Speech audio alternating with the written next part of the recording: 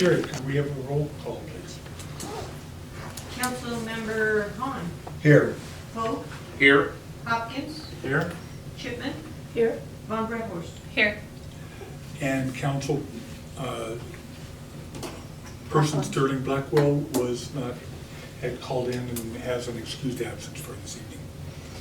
And then there is one amendment to the agenda, unfinished business, the Institute Canal pump rebate. I did add, and I gave you new copies, that it is an action item. Okay. We need to vote on that? I believe we do. Yep. Okay, so that's been added to the agenda. Is there any discussion? Move to include the Institute Canal pump rebate as an action item under unfinished business. Second. Yeah. It was on the agenda, I just had to add that it was an action item, so we could take action on it. Okay, so it's been moved and seconded. All in favor? Aye. All opposed? Motion passed. Okay, let's go ahead and get started. Tonight's invocation will be from Pastor West Higgins, and Bill Taylor will lead us in Pledge of Allegiance. Our Father in heaven, our great God, we come before you, Father, very thankful for the opportunity to discuss the city's business. We just ask your guidance and direction in it, wisdom and understanding that needs to be, and we just ask your blessing on it and your direction. And we give you praise now, Father, in Jesus' name. Amen. Amen. I pledge allegiance to the flag of the United States of America and to the republic for which it stands, one nation, under God, indivisible, with liberty and justice for all. Thank you, Wes. Thank you, Bill.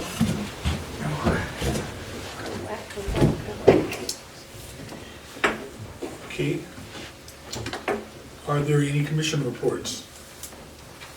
I have, the library is up to their usual busyness. They had 3,644 books taken out during the month, and they are going to sponsor a high tea on January 13th. Representatives of PBS will be here to present a preview of all creatures great and small. And then as far as the Architectural Preservation Commission, you asked Tony for a report and you get a whole page. So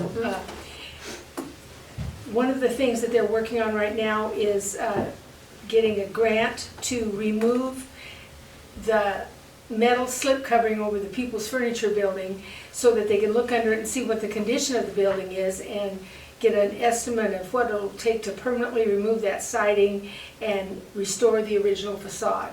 So that's something that they're working really hard. They've already got the grant to complete this project with no cost to the city, and work will likely occur in late spring or early summer.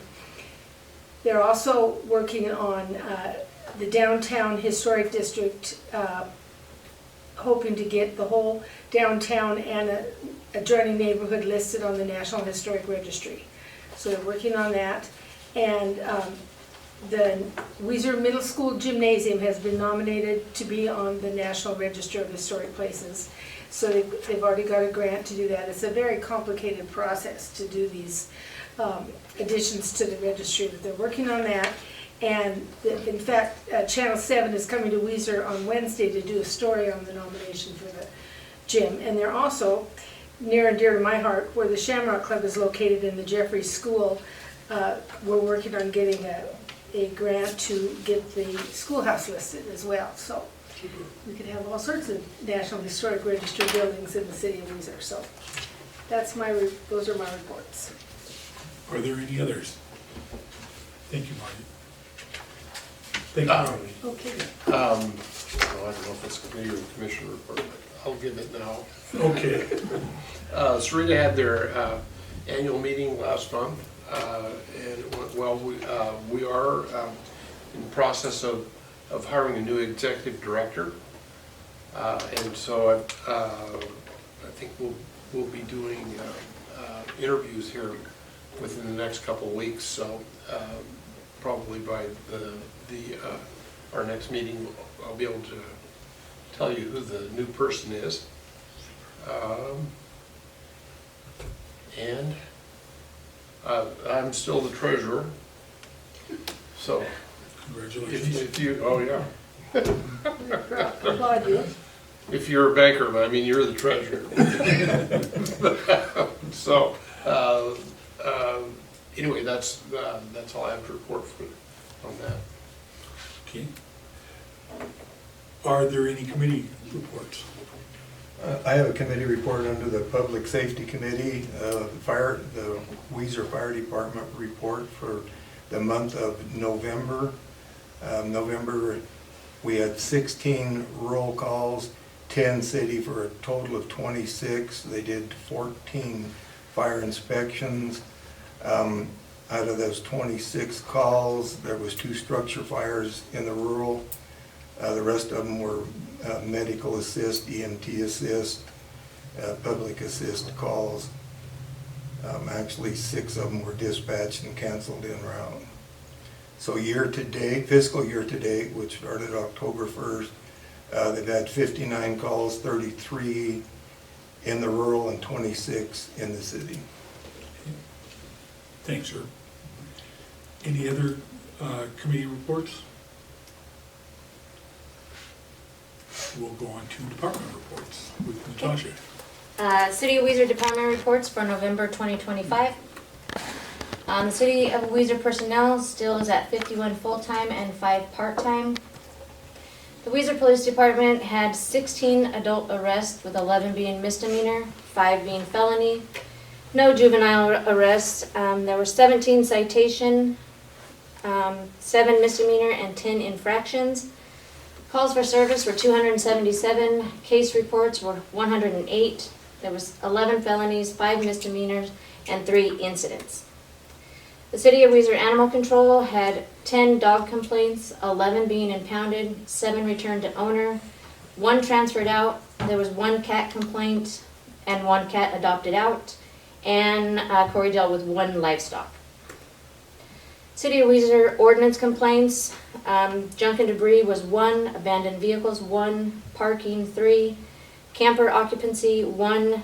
She did 2 VIN inspections, and there was 1 zoning ordinance.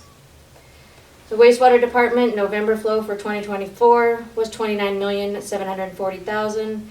November's flow for 2025 was $29,980,000. October daily flow was 1 million. They cleaned out and TV'd 1,000 feet of main line on West Galloway. They took down both clarifiers for maintenance and cleaning. They cleaned out contact chambers and worked on leaky sewer on commercial and state. The water department's water production for November of 2024 was $13,288,000. November of 2025 was $14,739,000. The water department inspected West 9th Part 1B at Sundance Subdivision. They drained Reservoir 1 for warranty repair, Installed continuous chlorine monitoring panel at Reservoir 3. They did have a new employee start in the name of Robert Strickler. And then they put a new transmission in the service truck. The electric department's power consumption for October of 2024 was 4,056,802 kilowatts. October of 2025 was 4,323,264 kilowatts. The electric department worked with the engineer trying to find out the low voltage issue at Fried Foods. They installed underground service at the Laird property. They worked on meter changeouts, installed Christmas decorations, and the majority of their crew completed first aid and CPR training.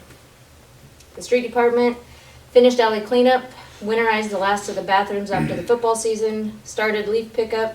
Most of the crew completed first aid and CPR training. Ron and Matt purchased a 10-wheeled truck in Twin Falls.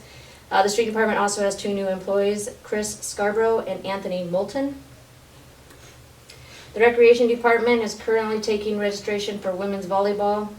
They're still waiting for information on when indoor soccer league will start. And the Elks Hoop Shoot is scheduled for December 13th at the middle school.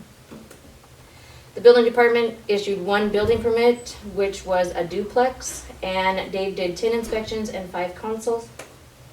Mayor and City Council, that concludes your department reports for November of 2025. Okay, thank you, Natasha. Okay, you've all had a chance to look at the minutes for last meeting. Would there be a motion to accept the minutes? Mayor, I move to approve the minutes as written. As written. Okay. Who would second that? Last meeting. Oh, excuse me, for the November 10th, 25 meeting. Okay, it's still second. I'll come back in. Okay. It's been moved and seconded. All in favor? Aye. All opposed? Okay, motion passed.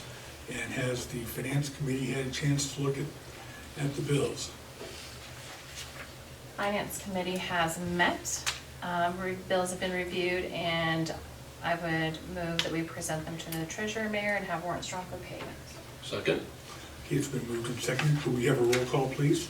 Councilmember Hoag, Yes. Von Redhorst, Yes. Hopkins, Yes.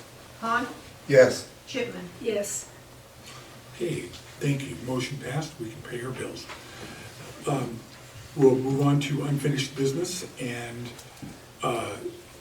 talk about the Institute Canal Pump rebate. And Mr. Mike is able to be here to answer any of our questions. Yes. Sorry, I was gone last month. What this is the Institute Canal Pump House. I'm sure you guys are all familiar with it, right there at the base of State Street going up the hill. If you look to the west, right down there's an old red barn. That's their pump station from the Gallagher Canal that pumps up through Lombard Place and onto the ditch there that feeds almost a lot of farmland out there. I'm not sure exactly how much. What this is Bonneville offers a certain amount per horsepower and even more with the VFD, and they are looking at putting in a new 50 horse pump with the VFD, which would give them roughly $12,000 rebate up to. So with the cost per the $230 per horsepower, they would get roughly $12,000, like $11,750. What they're asking for is that we give them their rebate that we would be guaranteed to get back, and let it run through the summer and see if there's a larger rebate for the savings of running the new pump versus the older one. To do that, you have to install the new pump, let it run for a full season, and then compare this year with next year. They potentially could get a significant amount more back. However, they can't purchase the pump up front without the rebate up front, or we give them the rebate for the horsepower. Does that make sense? So if we let that run, we will guaranteed get our money back, plus our incentive, because we get an incentive for every time we do a power savings project. We get, on something like this, probably $300 to $500. It kind of depends on what the kilowatt rating is when it gets done. So we would get an incentive. If we wait until October and let them run a full cycle, there's a possibility they'll get more back and we would get a bigger incentive for the cost savings. The issue is we'd have to front them their rebate, which we can do. I mean, that is part of the rebate program through Bonneville. They give us the power to do that. And we receive incentive payment on all the rebates that we give out through the year for air conditioning and windows and insulation and water heaters and whatnot. Usually we pay those out just before we get the rebate. Like that goes through, we pay it out through UAMPS, sends the check out, and then we get reimbursed from Bonneville, and we pay UAMPS. It's kind of a vicious cycle, but this would just be significantly earlier than we usually do. So to do this, it wouldn't go through the UAMPS and ESG program that we usually use. It would be directly funded through the city of Weiser. That being said, the council would have to approve giving them their, like I said, I think it's $11,750. It's right at $12,000, no more than $12,000, and that's the guaranteed amount we would get back, plus the incentive on it, because we would get a small incentive payment on that. Or at the end, we let them do it through the year. We front them that, we let it run through the year. We're guaranteed our money back, plus possibly more, and they would possibly get more also. But we won't know that until the end of the run season, which is, October 15th, when they shut when the watering season is over, and I'm not sure if that's October 1st or 15th when they shut the canal down. Okay. But they don't have enough money to take and buy it up front. Right, this would put them at quite a strain to purchase this up front, because they're looking at like a $48,000 purchase, so this $12,000, $11,750 would be would really help them out to get this up in the first of the season. So it sounds like the incentive is gonna more than cover the interest we would make on the $12,000 if we had it. Yes, and possibly even more if it goes through as a special project where they have more savings than we're expecting, or more savings than just the per horsepower that they would generally do. And looking at their old Alice Chalmers pumps in there from probably the 40s or 50s, I imagine this new pump with a VFD is gonna have a significant savings. Okay. So are there, if we approve this, are there others who may be taking advantage of this program that would be in the same situation with? Not necessarily. In the 11 years I've done this, it's the first time it's ever came up to be a special program like this, and it is limited to pumps. So the only other people that can do this is somebody changing out a pump. The way they do it per kilowatt hour over a season is pretty much set to pumps. There is a few other minor ones that are in there that I don't see happening around here, but yes. So this is by far the biggest that could even apply. That we would be willing to do up front. We would front the rebate until the end of the season before we got the money back. Does the city need any new pumps, wastewater? Not like this, no. And we can look at, if we do replace a pump, we would do this. However, ours in-house, we would have to buy it anyway, so Right. But we would definitely wait on the rebate to see if the horsepower or kilowatt hour savings is better. So this is definitely during our high use period when we're up against the high water with Bonneville Power. I realize this one project probably isn't gonna put us over, but it definitely would be a step in the right direction to conserve during that period when we're pretty close to having to buy open market power. Right. The other thing to look at it also is we'll pay this out no matter what. Like if they decide to go horsepower and just say, okay, that's it, we'll pay it now either way. So if they don't want to wait, we would pay it out now. Or if we wait, we pay it out in October. Either way, this money is coming out of the city's budget one way or another. And we budget for projects like this. It comes through on the Bonneville line. We expect these to come in. Not quite as big as the Ridley's one, but we do see these through the year. So what do you mean we'll pay it? Oh, go back to that. So when we pay it out, if we pay that out right now and they run through the year, we won't get reimbursed until October. If they decide to just go with the horsepower, we would pay that out right now, but we would get reimbursed in the next 4 to 6 weeks instead of the next 6 months. Because they'll do this probably in February, March, I'm assuming, and get this installed to run for the season.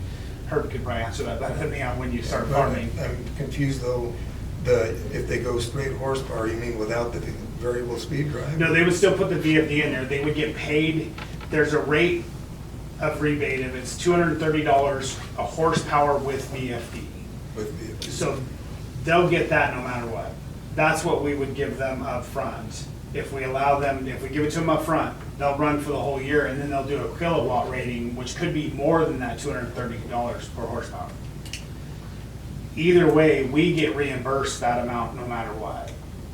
It's just whether, if they decide that they want to not wait, if we say we don't want to front the money and they say, okay, we're just going to do it per horsepower, we're going to pay that amount now anyway. We just get reimbursed a lot sooner. So it's a matter of reimbursement more than, the time of reimbursement more than the amount. Okay, does it cause us a problem where it could be the next fiscal year before we get our money back? No. It won't. Okay. There's no long answer to that. It just- No, that's all I need. The reason why we're involved is because this is a grant or whatever program through Bonneville. And so Yes. because they are in the city limits doing Yes. this, they just run it through us. Yeah, so, so we do power rebates throughout the year for, like I said, air conditioning, windows, pumps, all kinds of energy, insulation, pending siding with insulation. I mean, there's quite a few options. Water heaters, you get reimbursed for water heaters. You get some reimbursement for water heaters depending on what they are. It's based off energy savings. I think almost all power companies do this. I'm not aware of any that don't do some type of rebate program for energy savings. So the difference in this and most other times that this is used is the potential difference in time from when we pay until when we get our money back. Is that Exactly. correct? Yes, it's just the time frame in which we would get the rebate back to us. And we're gonna get a minimum of $300 back in incentive? On top of that, an incentive, I believe it's right at $300. Now, that can change a little bit per kilowatt hour. It could go up slightly amount or down slightly, but not. But right in there. On this small of a project, it's not a lot. That's about 2.4%, $300. Some stuff we get right at 50% of incentive on. Like when we do big lighting projects in the $25,000 range, we may get $19,000 in incentive payments because they look at the savings over 5 years. On this one though, it could vary quite a bit because pumps are very different than per lighting. So it isn't quite as good as what we've at least historically done on return on our money. But Could be on the kilowatt hour rating. yeah, it depends on the year, I guess. If we do go to the kilowatt hour rating and there's significant savings in the kilowatt rating, our incentive goes up significantly. Because then they rate it out over 5 years and not just horsepower. But I don't know what it would be. I couldn't even tell you what it'd be until it was done because we may not get more. It all depends on the savings.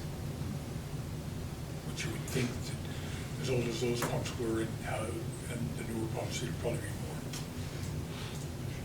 Could be. I hate to say that. Some of those other pumps are very efficient. It's hard to say. They're so big. Okay. And it's not like they don't have skin in the game, because the purchase price is 48 grand, and I believe we're that's putting in that. I believe that's what they were quoted, was right in the between 42 and 48, depending on the VFD they install with it. And that would upgrade their panel and everything because they have to put VFD filters in their panel once you put a VFD in. So there's a lot of cost to put the VFD in, which you should cause most of your energy savings is probably going to come from the VFD more than the pump itself even. So they They're got on a soft starter, a VFD now, just straight. Nope. Oh. They operate on 3 different size pumps, if I'm not mistaken. Now, don't quote me on this because I am not super familiar with pump ratings. They have 200s, a 50, and a 75, and they turn them on separately to control the flow. With this one, it would actually save water in the end game because it could ramp up and down with the flow meter on the end. So when they're getting too much water going back to the river, they could turn the pump up and down remotely and control the flow. So not only is it energy savings, it is a water savings also, water conservation. Okay, so and is there any scenario under which, excuse me, we wouldn't get our money back? Not that I can think of. Okay. I worked with Dick Stroth from Bonneville on this, and he's pretty assured that there is no way to lose on it. I suppose we could, if that happened, we could contact our applicant here and attempt at least to get our money back. I'm not sure that's something I would have to look into on how that would work. I think we're doing this on good faith. Either way, we wouldn't give them their rebate till the pump is installed. Either way. So this pump would have to be in hand and installed before we could pay the rebate anyway. So they've already purchased the pump up front and then they would get the rebate back for it. Either way we go. So we may not be putting this money out until March or April then. I'm assuming it's gonna be in the March, the start of the watering So the season. money will be out for less than 6 months probably. Very, very, very likely, yes. So what, do they have to order it or something now? Is that? Yes. Is that why Yeah. we're hearing about this now? And they probably won't, we brought this to council soon enough, so if there was discussion on it, I could have time to get information too. So if we didn't do it next month, I have January to get any information you would like to know.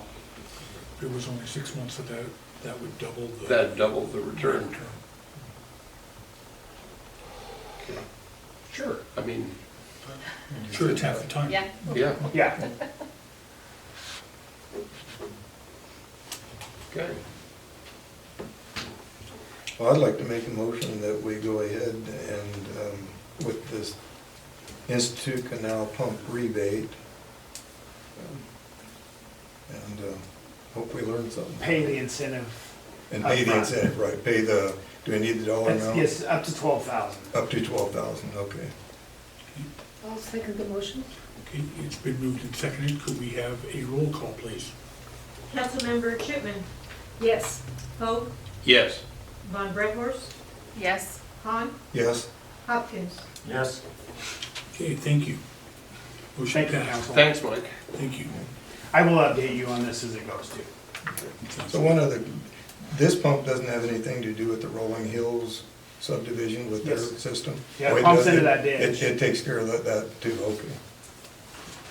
How do I know that? Because we're Because the they all, highway. on Rolling Hills, all those houses share Lumber. a pressurized system. Right, Lombard Place and And so that feeds all that too. a couple of those back homes and then clear out into the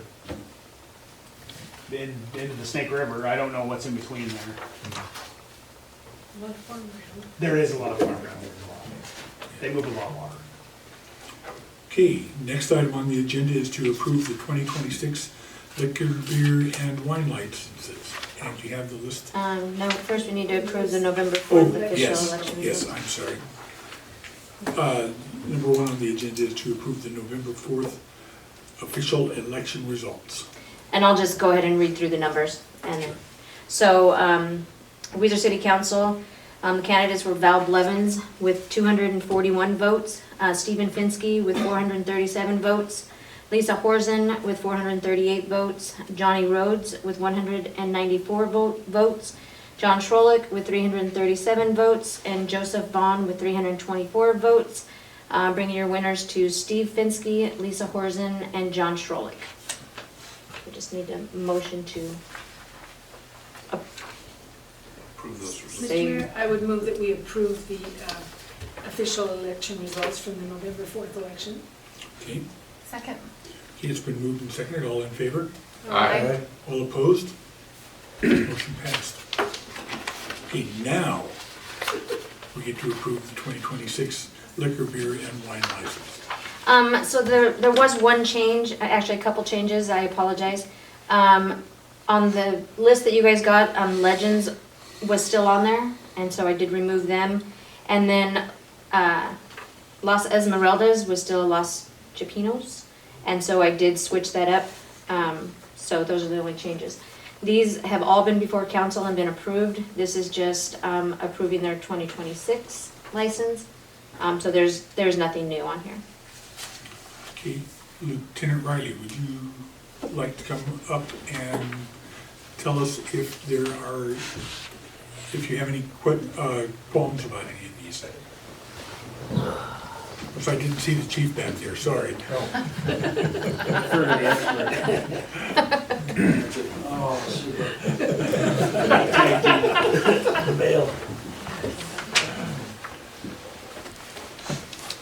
Again, there are no new ones. My name's Chief Cron, Weiser Police Department. Riley Hall, Weiser Police Department. Mayor, City Council, we have no objections to any of the listed licenses.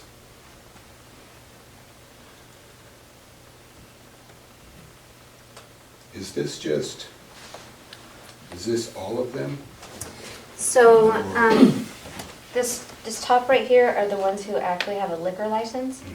And then these are this is kind of a breakdown of if you're a restaurant and can sell it on site, it's a different price, or if you're just like Weimar and you can go and purchase it, but it cannot be, and cannot be purchased, or cannot be consumed on site. So those are the different dollar amount differences. And all liquor licenses do not, you have to pay separately for the beer license. A liquor license gives you the option to do both of these, the liquor and wine, but they have to pay separately for the beer. So that's why this list is shorter than this list. Right. So, We have no objections. Okay, thank you. Appreciate both of your participation.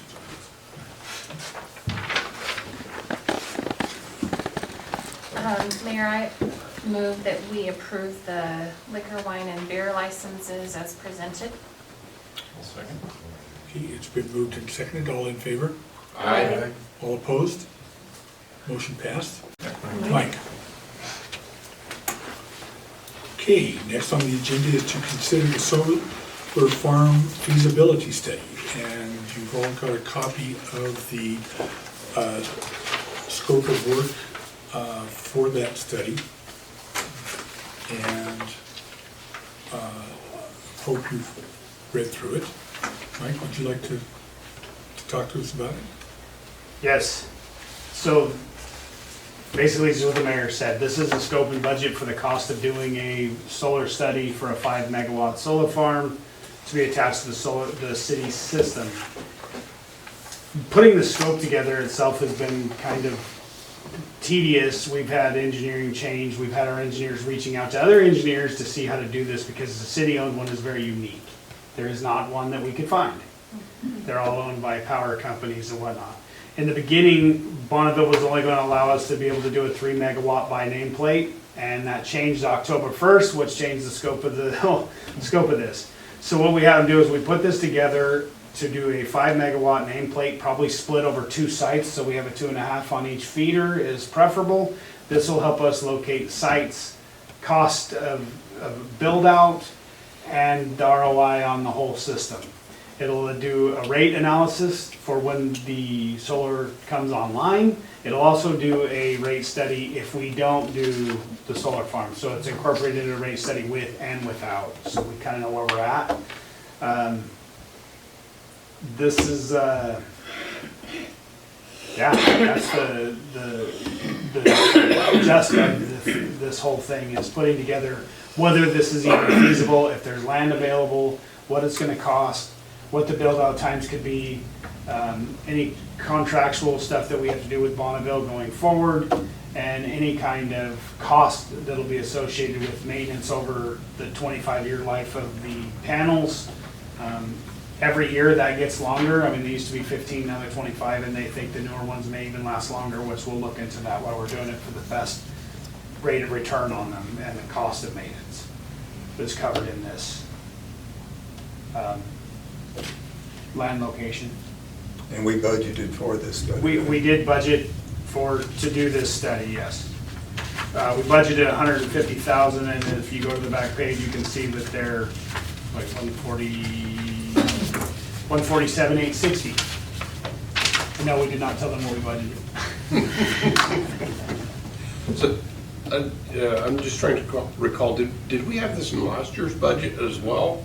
We did, and looking through everything, we weren't high enough for one. We budgeted, I think, 120 last time, and after talking with Bonneville, and we do utilize another engineer for this. Larry Crawley does our Bonneville rate. He looks at our bills and makes sure that they're correct, and doing a lot of talking with him, he did not think we had enough from last year to do this. And then, like I said, getting the engineer to do this took quite a bit of what had to go into it. There was a lot more than what's just showing on this paper as far as timeframes. And then we lost the lead engineer that was working on this and kind of started over again. Okay, so we had it in last year's budget, we have it in this year's budget We have it in as well. 26's budget, yes.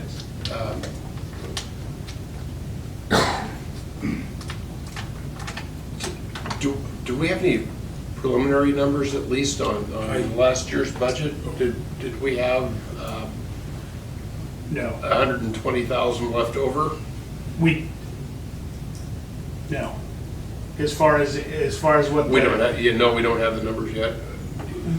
I don't have them in front of me. You mean what the Okay. electric department spent So- versus what they Yeah, well, return? so this comes out of the electric department budget, Yes, is that yes, correct? Okay. yes. This will, yes. Okay.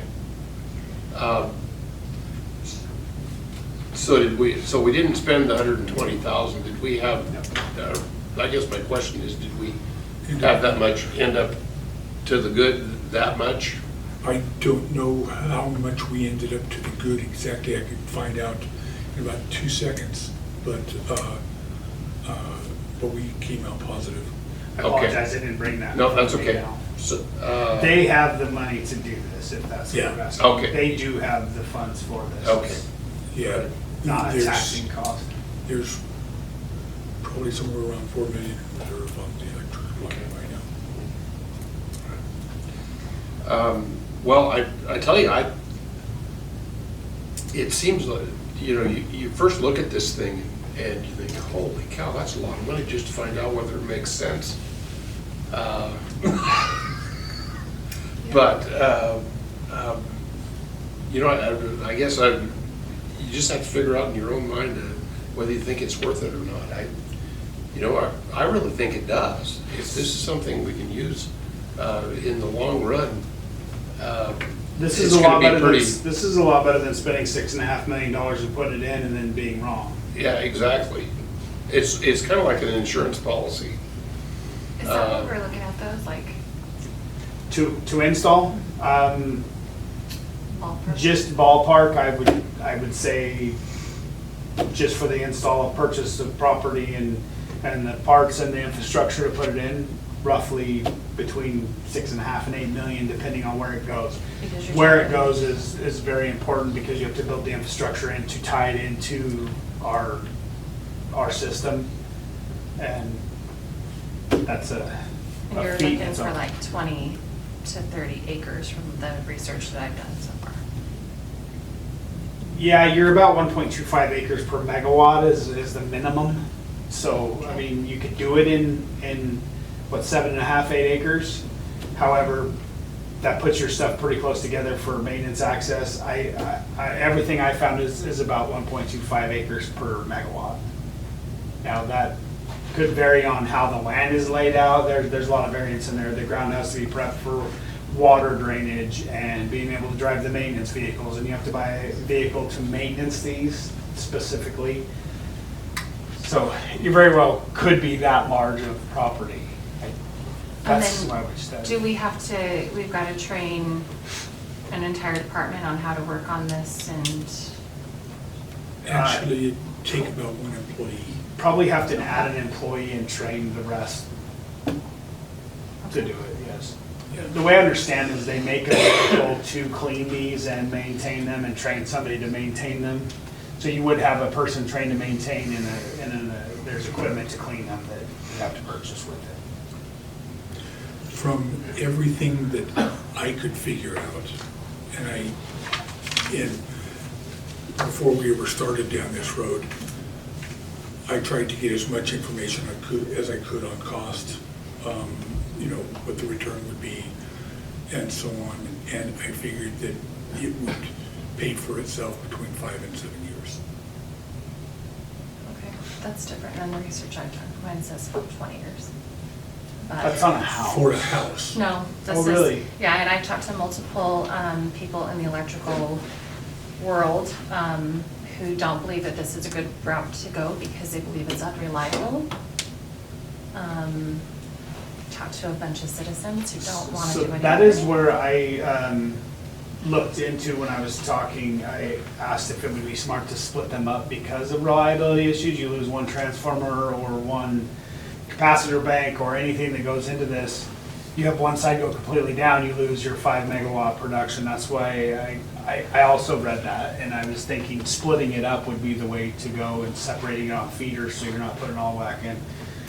There is a lot of what ifs. That's why the study was, we put a lot of time in putting the study together and gaining information through engineering to see even, is it worth a study even? And this study gives us a pretty good look into the future of what they project, power rates going. Would probably give us a better idea where we should be with our commercial rates. Absolutely. Yeah, because I think we definitely need to be looking at where we're at right now with our power rates, especially commercial, and I think this study would give us some basis to know where to go with that. That was one thing we did want to incorporate into this is a reliability and rate study along with this outside of the solar study too. That's why it's a little more than we would have expected, was because we wanted to incorporate all this into a one and done if we go this way. Now, if we want to separate it, we can do that also. But this is for the solar too. Where are we at number-wise with Bonneville? Like, how far, where's our? We're in the high sixes right now, and 7 is what our allotment is. So once we go above 7, we go to market price. Once we hit 7 megawatt, we go to market price. And market price could be upwards of double what we pay within our high water mark. Now that varies from time to time and when we buy and how much and everything. It's very fluid, but anything above a 7 megawatt, and we average through the year just under 7, like 6.5 is our yearly average. But that, and don't incorporate, you have really lows towards fall and spring for 6 months, so you get down to like 4.5, 5, and then the summer we see upwards of 12.5.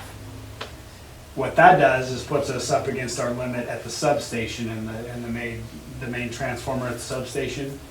So I should have Wayne here to answer that a little better than I can. I just know that once we get up around 12, we're hitting our 80 to 90% capacity at the substation, and they like us to operate at 80 before they have to put in cooling to expand the transformer's viability for use.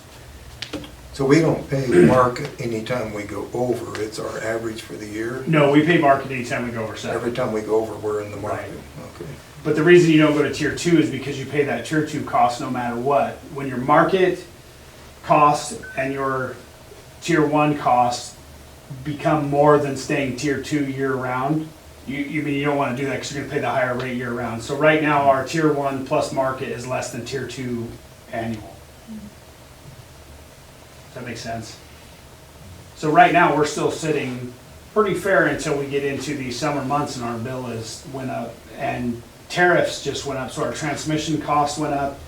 We're gonna see, I believe, about a 7% increase across the board and maybe more at market. We don't know yet because that hasn't been, I mean, that is what it is. All the power companies took a 13% increase, some of them 17. We've taken from Bonneville probably 25 to 30% in the last 4 years, and we have not adjusted rates for it. I mean, we're seeing power is getting more and more expensive, and it's not so much the power itself, it's to get it to us gets more expensive. Infrastructure has doubled in cost in the last 5 years. I mean, I'm sure you guys heard why we're saving more energy but we're spending more money. Well, the cost of getting the power to you is costing a lot more. So by making it in-house, that takes away from any of that upper end power that we do purchase. And in the winter months, I mean, our power would be way down, but we would still be selling power, correct? Like we're production. That's why they max us at 5 megawatt. And it's not like there's no kinds of batteries that you can store solar power in these days, are there? There is. Okay. Yeah, I'm not super familiar with them. Most of them go on substations, and they're made more for when everybody turns their power on, there's a huge draw. They use those batteries to make up that huge draw. It is more than just storing it for when the power goes out. Okay. I've never seen one for a backup for like that big to run the whole town on. I don't know if that's feasible. So, Mike, I guess it's my understanding that you know, because, I mean, people are bringing up good points here, things we should consider, you know, do we really want to do solar? But am I right that when we're done with this study, that it will help give us answers to all those questions? That is definitely why we do the study, is to see if it's even viable to move forward. That lets you know, like I said, your rate of return will be in this study, your cost of the project, everything we know going forward is in this study. We really put everything we could into this to cover all those bases. It just bothers me to pay out $150,000 when I've talked to the people who are in the electrical field who have said that they would not do this and they don't believe that it's reliable. So it's hard for me to say, yeah, let's do it. I get the rate Right. study and all that, but I don't know, I just don't know if I'm sold. Are there ways we can find out any of this information without doing this formal study? So we spent a while trying to do that. There's just so much that goes into this without an engineer looking at the best placements for these. I mean, you can look at light up and down and time it wherever you want, but the direct and indirect sunlight off of it makes a difference. Like I said, the where to tie into our infrastructure makes a huge difference. It could cost you later. I would not feel comfortable trying to put this cost together without somebody that knows a lot more than I do. You'd have to become as expert as they are. I mean, I can tell you what the solar panels are gonna cost and the transformers and probably the wire to get it there, but if you don't get the placement right and the exact panels right for what you're doing, the angle of the sun hitting them makes a difference on the panels you purchase. One other thing, did the people who are doing this feasibility study, do they accept any liability for their information, or is this just plain a charge for putting information together? Right. My understanding is this is just for them putting the information together. They would support us if something had to be changed in the middle of it. That would be part of it. Like if we were installing and something was wrong, we would get their support to fix it. Beyond that, I don't think so. I can ask. Well, it makes sense that that's the case. Right.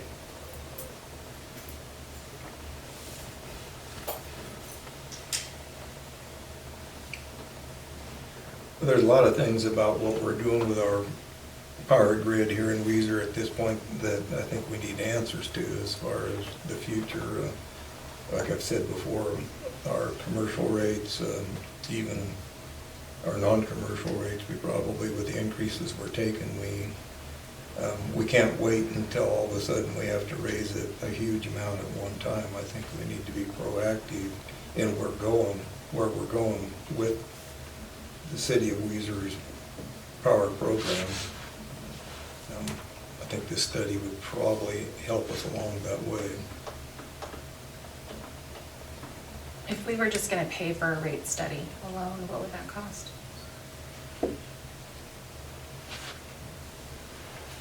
I could guess Okay, 25 to 30,000.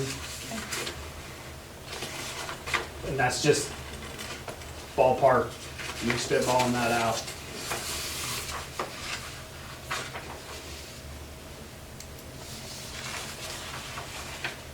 I don't think that's broke down in there. Okay, let's look.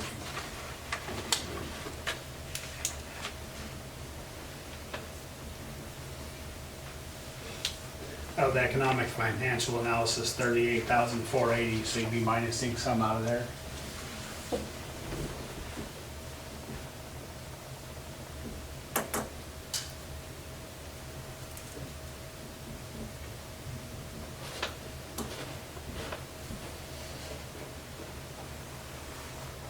And am I also right that the information that they're proposing to provide for us also gives other comparison of solar to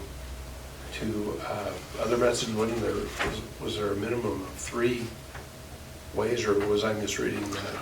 Different 3 sites, sites, yeah. okay. Depending on how we break it up, yeah. I would recommend not putting all of it into one place, just for the fact of reliability. If you lose one, you're losing 5 megawatt draw during the day instead of just 2.5, or, you know, we do 3 1.8s or 1.6. You know, you split it up into 3 smaller ones, maybe the way to go. And again, that information will be, they'll make a recommendation to us as far as that goes as well. You were talking about no other cities have this because no other cities Not that we buy get- power like we do. And No, there's several. There is several co-ops and cities that do buy, I think there's what, 40 and some change in Idaho that buy from outside and resell power. Okay. There's just no other small utilities that own their own solar. Corporations do it, like Idaho Power has huge solar fields. There's this bunch of them in California in the desert. There's huge ones out there that they've utilized. But there is no small municipalities that own. I've looked, and I had Keller looking, I've asked the ICUA and Bonneville themselves, and we would be the pilot program. I see.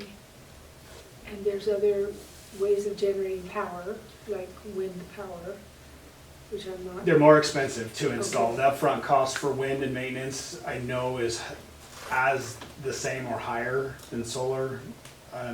You could do small hydro, the permits for that, and then you have to have somebody operate the hydro 24 hours a day, 7 days a week on a steady flow.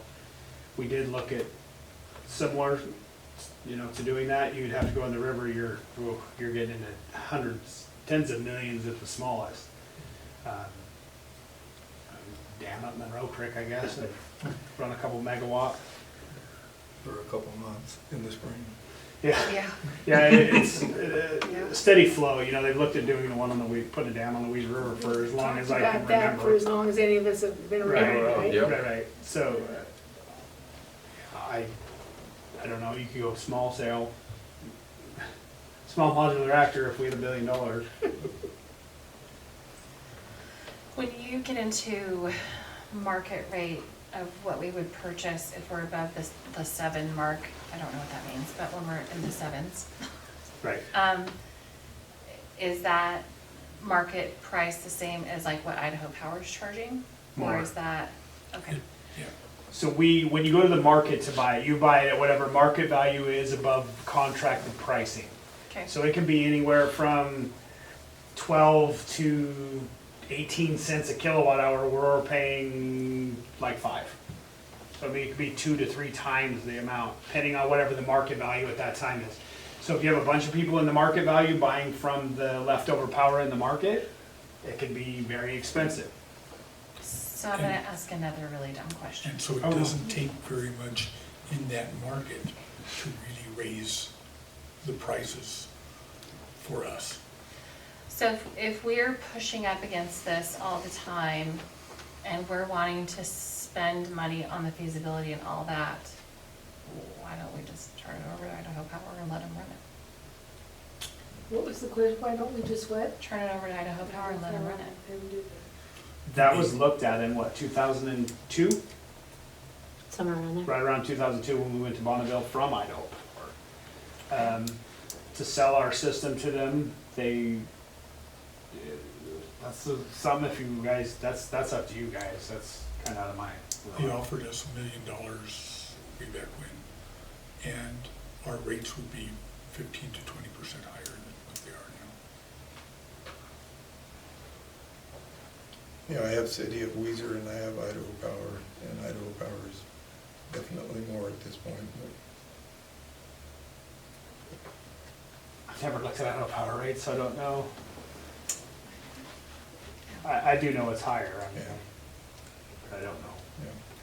Fry Foods has Weiser and they have Idaho Power in Ontario, and There's a significant yeah, difference. they pay quite a bit more. The idea of doing this is to find out if it's worthwhile. We're sitting on fairly good reserves in our power account, and I think the 140 some thousand is worth taking a look and at least checking it out. If it's so bad, why are so many solar farms going in? Well, if it's so good, how come no city and municipality's done it? Or, you know what I mean, like you can argue both ways. I'm just saying, I don't know. I just feel like it's a lot of money. I guess I would like to hear what our electrical department feels like, which direction we should be heading. That might be good information, that might change my mind. But the people that I've talked to don't think that this is the way to do it. I don't know what the answer is, but. So the people you talked to were why isn't it the way to go? Because it's not reliable.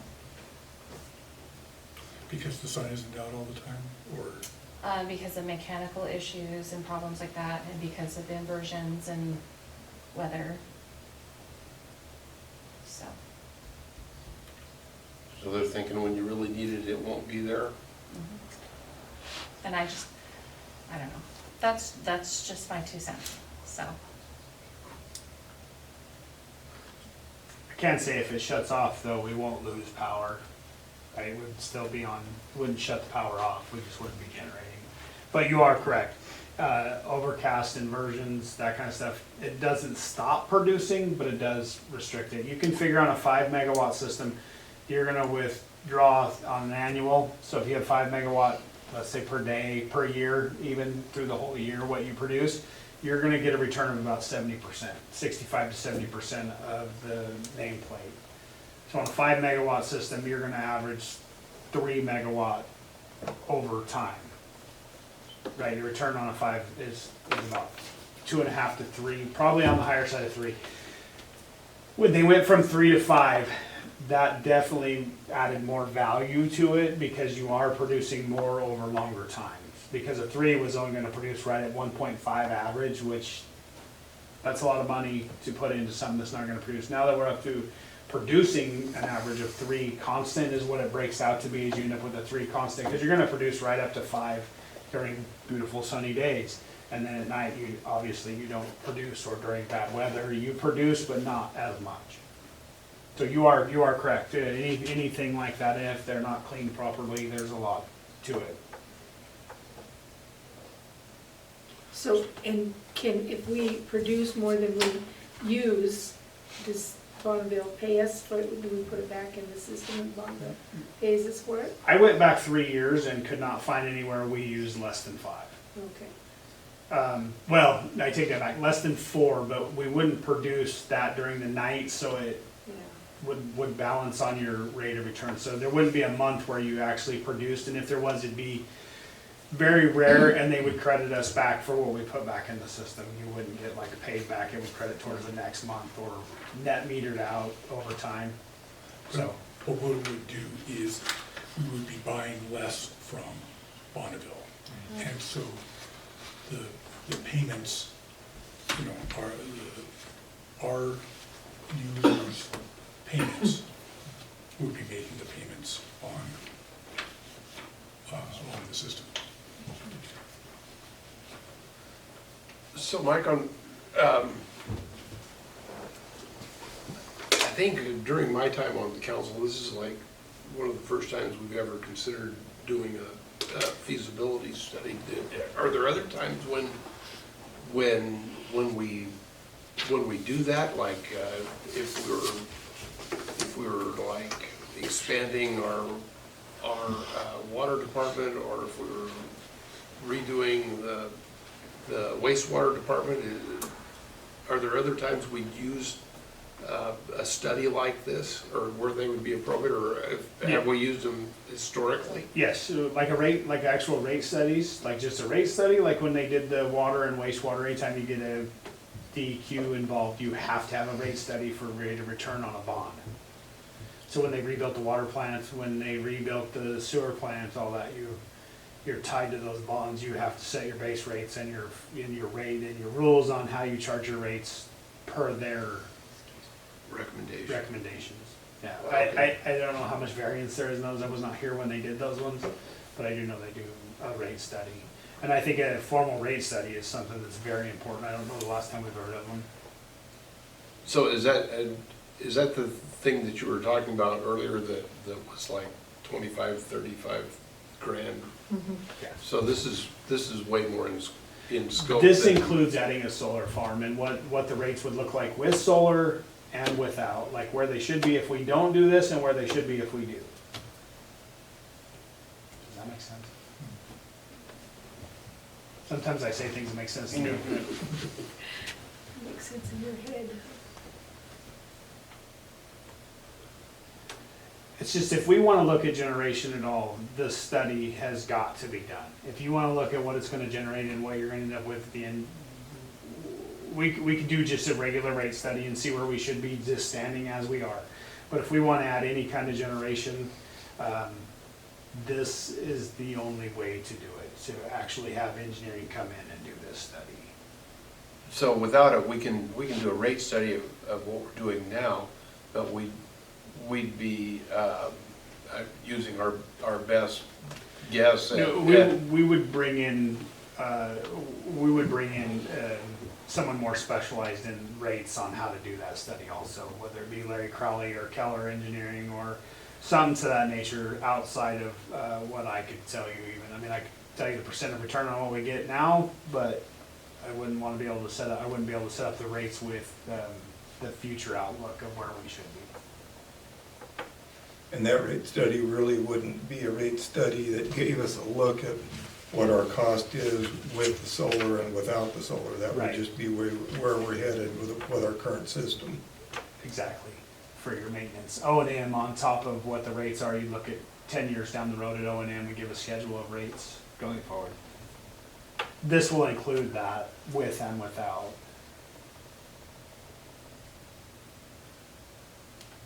I can't remember if it's 5 years or 10. The standard rate study looks at 10.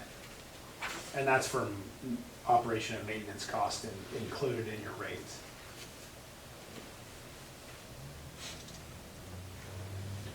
But will there be included in this the issue that was brought up about reliability?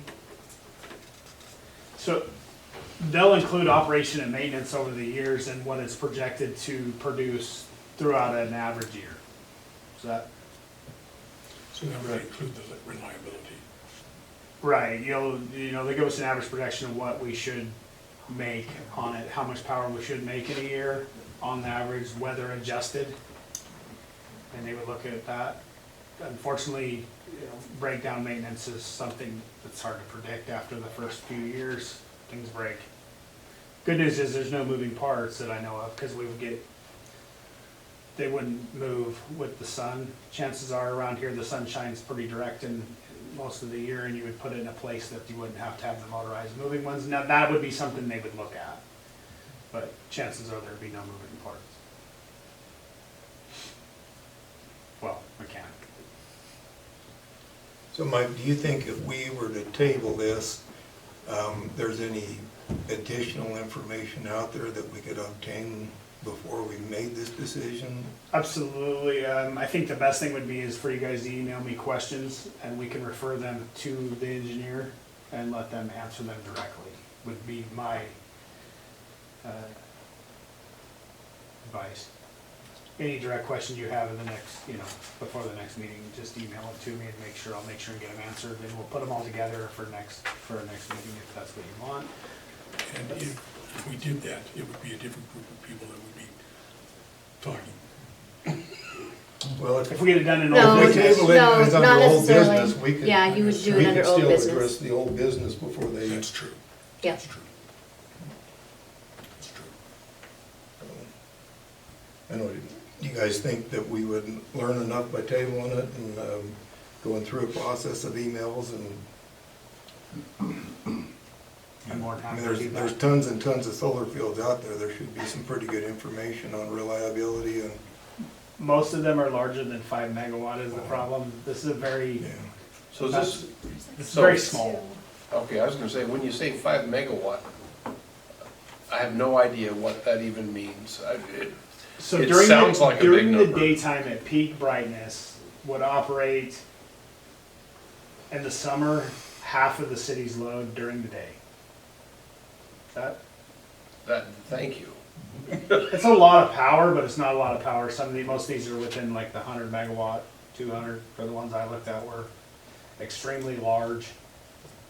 There are a few private ones that are smaller, like 70, 50, but There's like one that's 2, and it's down towards like Bliss or somewhere. Oh, like really? that, Or, yeah, I didn't give you those options to look at. 2's not very big, that's 10 Yeah. houses. yeah, Maybe you can share that with us. yeah, I'll try to find Well, I don't think it can hurt to have more information. And The smaller you get, the less return on them is. Yeah. So you have to look that, where this one went to 5, I think it became more feasible. Yes. Yes. Okay. I'd second that motion. It's been moved and seconded. All in favor? Aye. All opposed? Okay, motion passed. Okay, next on the agenda is Resolution 705, small urban grant to finish East Commercial from East 3rd to East 6th. You have that resolution in front of you, and Mike, you want to go ahead and tell us about this? The grant that we used to do the first half of East Commercial has expired. They are not redoing that at this time. So the next pathway to do this is through the small urban grants, which has a much larger cap on it. The downfall is there's a match on this money.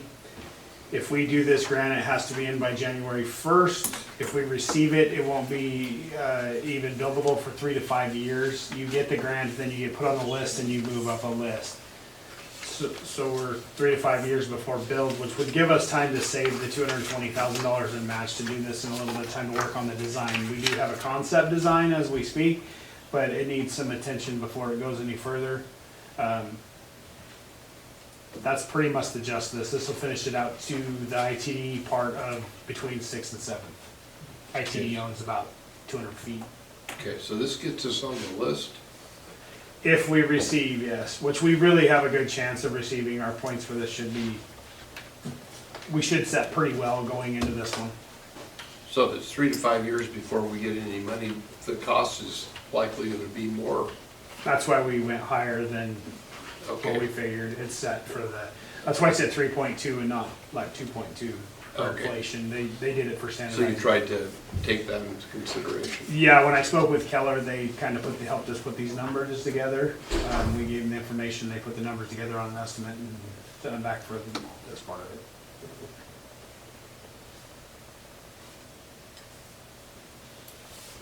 $450,000, that's probably engineering cost. Probably. Your 15% is standard. Unfortunately. So, This would replace the culvert at Monroe Creek on Commercial 2. okay. Bridge, it's a culvert, anything under 20 feet's a culvert. So this would help replace that. It is in pretty poor condition as we speak. It's been there for quite some time. Half of it was rebuilt in 1998, I think. They rebuilt the south half. And correct me if I'm wrong, but this is a project that was already set in motion. It's been engineered. We planned to do it. We just, It's been concept engineered. yeah. So, this would just, we just timed out on the other, this is just Yeah. finding a different way to finish the project. And this doesn't commit us to anything other than to apply for Right. the grant. Right. And we could, our future councils could decide, you know, hey, Commercial Street's fine just the way it is. They could. So, If we don't accept, if we they don't get, look at it, yeah. if we get a grant and don't accept it for this scale, then we lose the ability to reapply at any time in the next, I think, 5 years. After you turn out a grant, you can't reapply through them for, I don't quote me, but I believe 5 years. Okay, so it So does, we would want to move forward, and if that culvert don't get replaced, we'll be paying out of pocket anyway, which is a whole lot more than that match. Yeah. so this resolution is just the City of Weiser of Idaho supporting the project identification submittal for the construction of Commercial Street Reconstruction Phase 2. So, So I'd make a motion that we accept, pass resolution 705, the small urban grant to finish East Commercial Street with estimated cost of $3,220,000 with a match of $220,000. I'll second the motion. Okay, it's been moved and seconded. We're not laying out any money at this time, and so we can just do it on a voice vote. So all in favor? Aye. All opposed? Motion passed. Okay, and then resolution 706, TAP grant for sidewalk on Indianhead and West Seventh, and it's very similar. Very, very similar. This is the same thing. What this does would be tying in from, you guys probably got a map in your, did you send them a map? And what it does is it just ties the end of the Indianhead pathway where it dead ends at 7th, West 7th at the high school. It'll go all the way to West 9th and then up towards the softball fields. We'll start sidewalk up that way. So the sidewalk would be on the north side of Indianhead, along that field's edge. And then on 7th Street, it would actually be on the east side towards the parking lot of the school. It'd go along the edge of the school property there, the parking lot. Well, that sidewalk is really vastly needed from the high school up to the softball field. I mean, kids walk through water puddles and ponds and, yeah, so that, I think, that has been needed for some time. So Resolution 706 of the City of Weiser, Idaho, supporting the project identification submittal for the construction of the sidewalk along Indianhead and West 7th. So the total estimated cost is $536,700, which will require $36,700 of matching funds available from the City of Weiser.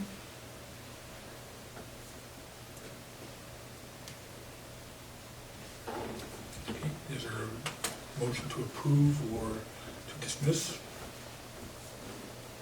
Mayor, I move to approve Resolution 706 as written here.